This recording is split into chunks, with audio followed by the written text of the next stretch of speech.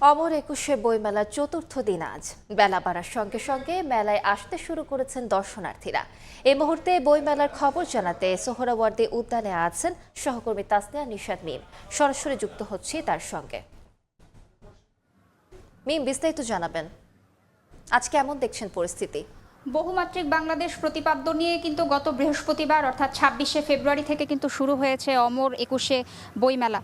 তো আমরা এই মুহূর্তে কিন্তু উপস্থিত রয়েছি বইমেলাতে এবং আমরা দেখছি যে মেলার কিন্তু চতুর্থ দিন চলছে আজ। এবং আমরা যেমনটি দেখছি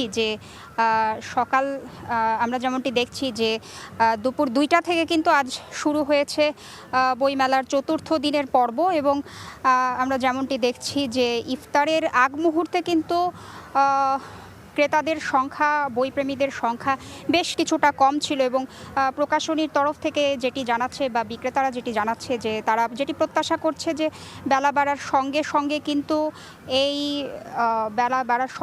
কিন্তু এবং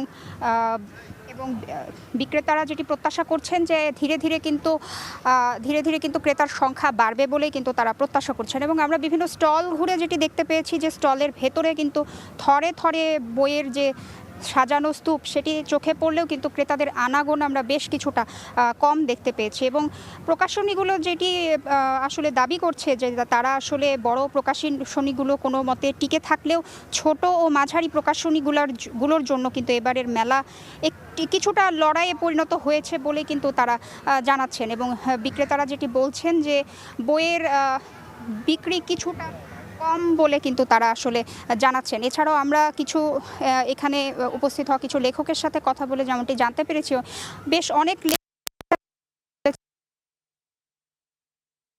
এবারের বইমেলায় তাদের বই প্রকাশ করেছেন, কিন্তু তারা যেটি বলছেন যে বই বিক্রি কিছুটা কম বলেই কিন্তু তারা আমাদের জানাচ্ছেন। কিন্তু তারা যেটি প্রত্যাশা করছেন যে গত ২৬শে ফেব্রুয়ারি থেকে শুরু হওয়া এই বইমেলা চলবে আগামী ১৫ মার্চ পর্যন্ত। এবং তারা প্রত্যাশা করছেন যে এরই মধ্যে হয়তো বা জমজমাট হয়ে উঠবে বইমেলা এবং বাড়বে বইয়ের বেচাকেনা, এমনটি আশা করছেন তারা।